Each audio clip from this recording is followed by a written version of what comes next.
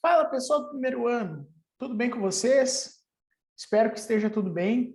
E a aula de hoje é uma aula que falaremos um pouquinho sobre geometria molecular e lançaremos algumas bases também sobre o conteúdo de polaridade, sem ampliar muito para a parte de polaridade, focando mais na geometria molecular. Então vamos lá. Seguinte, pessoal, geometria molecular, o que é? É o arranjo espacial da tua molécula. É como os átomos, os ligantes, se colocam no entorno do átomo central. Então, é um conteúdo bem importante, principalmente porque essa questão da geometria vai influenciar na solubilidade das moléculas, vai influenciar na forma como uma molécula vai se atrair pela outra. Então, fica bastante esperto. É um conteúdo muito importante.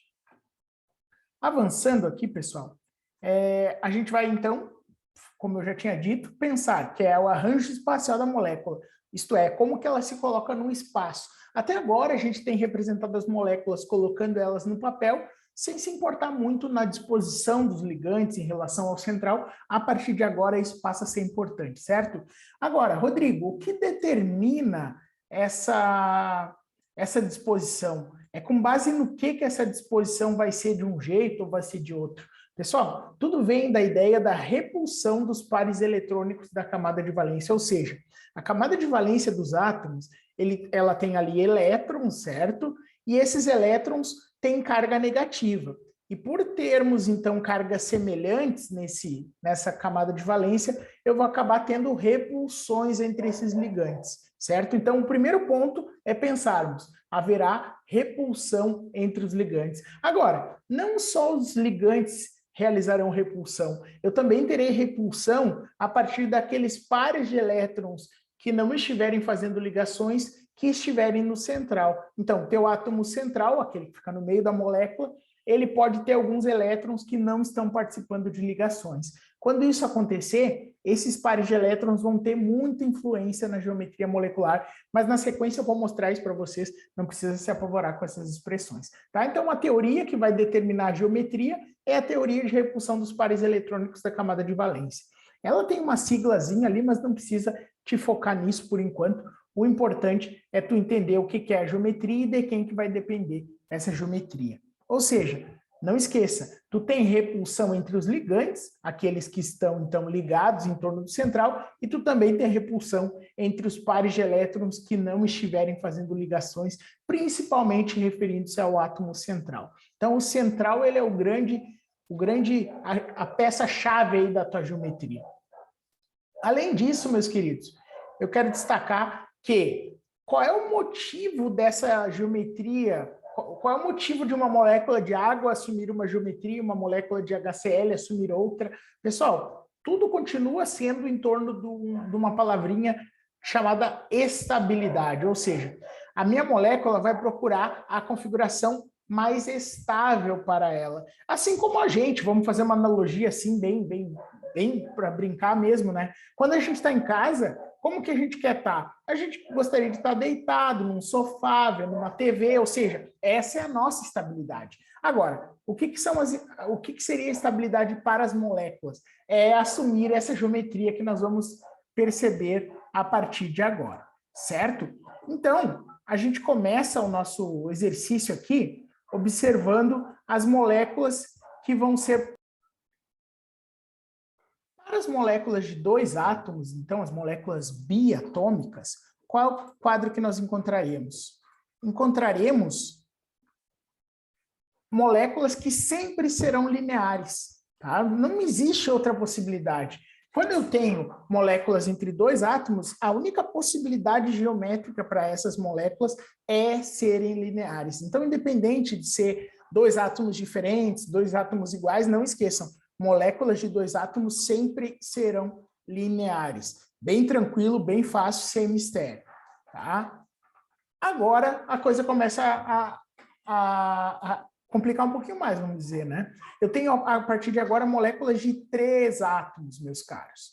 E o que eu vou ter que observar aqui quando eu estiver falando de moléculas de 3 átomos?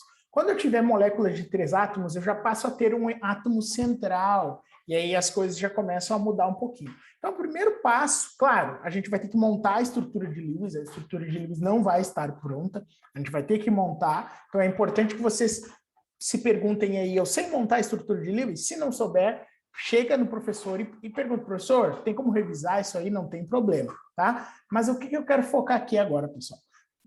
Partindo do princípio que sabemos construir a estrutura de Lewis, a estrutura de Lewis está construída, eu preciso pensar aqui com vocês. Moléculas de 3 átomos, elas vão ter um central, tem que escolher ali o central. Observando o central, eu vou ter que observar se ele tem pares de elétrons livres, ou seja, que não estão participando de ligações, ou se ele não tem, tá? Então, o que eu observo? Por exemplo, o oxigênio, ele é do grupo 16, então ele tem 6 elétrons de valência, isto é, ele tem 6 elétrons na camada de valência. Já o carbono, ele tem 4 elétrons de valência, beleza? Pessoal, o que eu sei? Que o elemento que tem 4 elétrons de valência como carbono tem a tendência a realizar 4 ligações. Portanto, ele vai envolver os seus 4 elétrons nas ligações. Enquanto que o oxigênio, que tem 6, tem a tendência de fazer 2 ligações. E não vai conseguir envolver os seus 6 elétrons. Sobrarão 2 pares de elétrons aqui para o oxigênio, coisa que não acontece para o carbono. Ou seja, eu concluo que o carbono aqui no CO2, ele não tem pares de elétrons livres no central.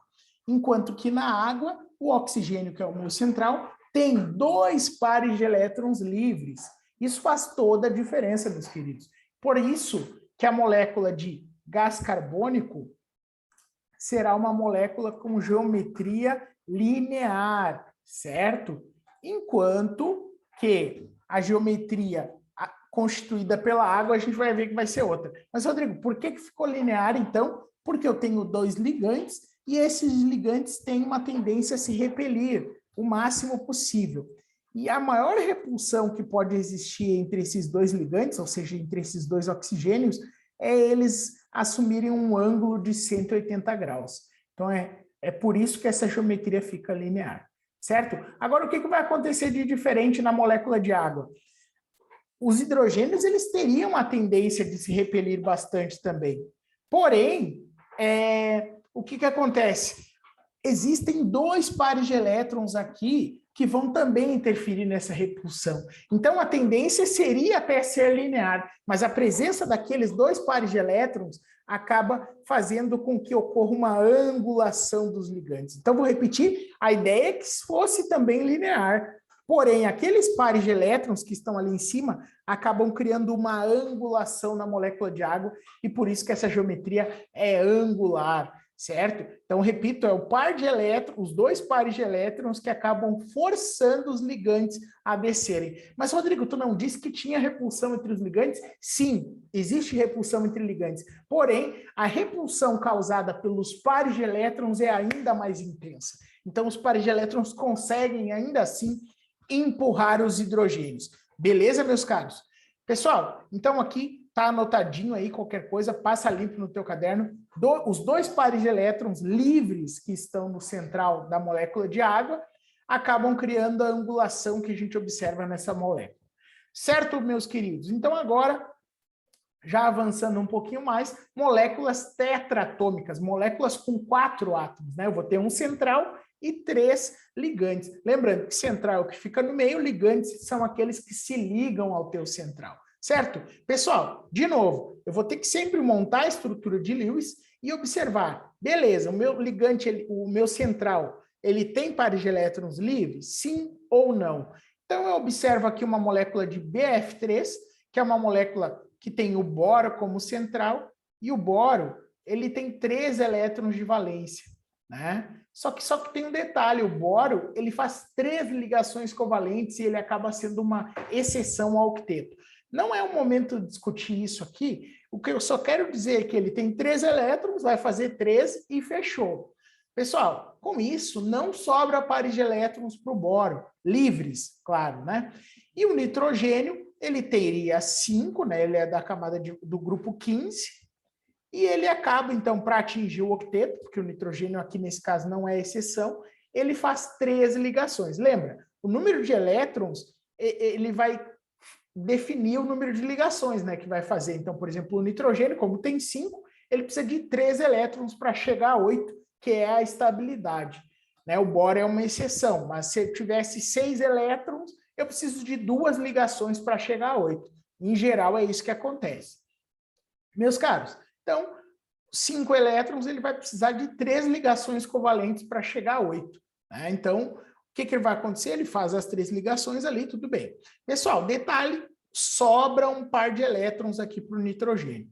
Livre, né? Então, o BF3 não tem pares de elétrons no central, enquanto que o NH3 tem pares de elétrons livres no central. Isso muda tudo.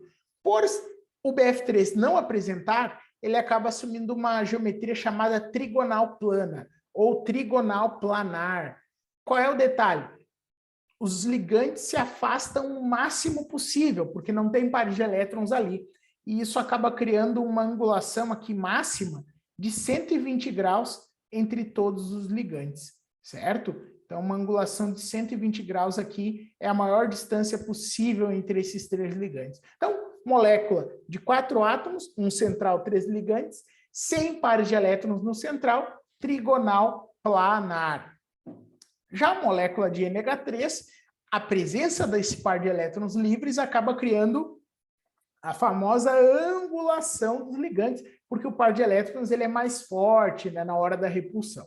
Então, essa angulação dos ligantes vai acabar gerando uma geometria aqui que a gente chama de piramidal. Tá? Por que piramidal? Porque se vocês observarem aqui esses 3 hidrogênios, eles estão em perspectiva. Esse hidrogênio aqui está indo lá para o fundo, esse hidrogênio aqui está saindo aqui para frente, e esse hidrogênio aqui está no plano da apresentação. Então, está formando um tripé, o que é uma estrutura semelhante a uma pirâmide. Então, por isso, piramidal. Repara, a trigonal plana é planar, ela fica no plano, enquanto que a piramidal ela não fica no plano por ter esses 3 pés, assim, né?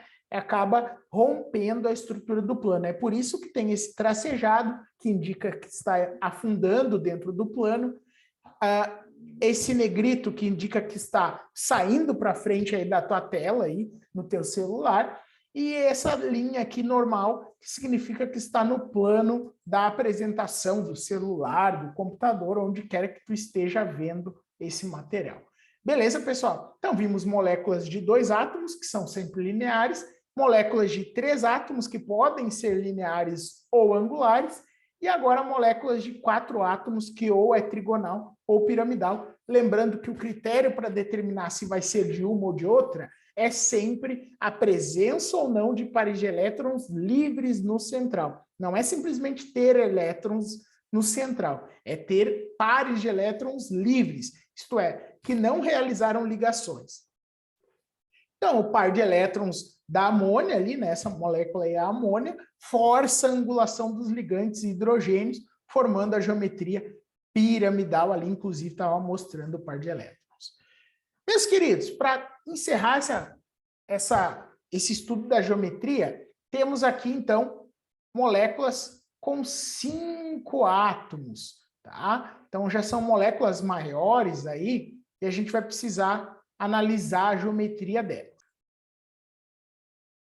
Então, eu vou montar minha estrutura de Lewis de novo, e o primeiro caso de molécula de 5 átomos, um central, 4 ligantes, com ausência de pares de elétrons. Essa é a geometria mais importante, essa em que sobram pares de elétrons, eu vou confessar para vocês que eu botei aqui, mais para trazer para vocês que era possível, mas a que não tem pares de elétrons, no caso da molécula de 5 átomos, é bem mais importante, certo? Então, a molécula de 5 átomos, no central, 4 ligantes, que não tem pares de elétrons no central, como é o caso do CH4, né? Por que o CH4 não tem pares de elétrons? Porque o carbono tem 4 elétrons de valência, grupo 14, e precisa fazer 4 ligações para chegar ao octeto. Fazendo essas 4 ligações, é claro que esses 4 elétrons foram envolvidos. Por isso, não sobra par de elétrons no central ali, no caso do CH4.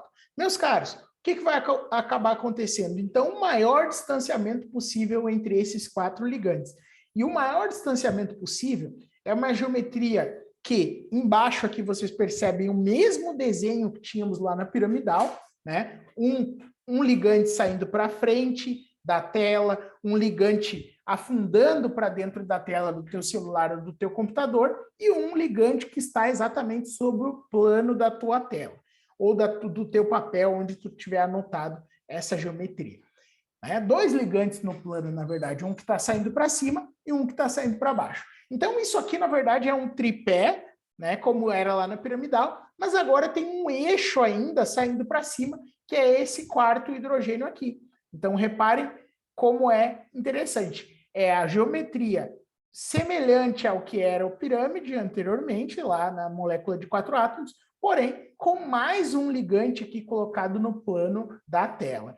E essa geometria, pessoal, que chamamos de tetraedro, tá? Então, é uma geometria bem familiar para as moléculas de 5 átomos e, claro, moléculas de 5 átomos onde o central não apresenta pares de elétrons livres, beleza? Agora, existem outras possibilidades, como eu disse, a possibilidade de existir pares de elétrons livres no central. Então, esse exemplo aqui é bem específico, ou seja, nem sempre que sobrar vai ser essa geometria, mas um dos casos das moléculas de 5 átomos é a sobra de 2 pares de elétrons, né? E esses 2 pares de elétrons, no caso da molécula de xenônio F4, acaba ocasionando a formação de uma geometria chamada quadrado planar.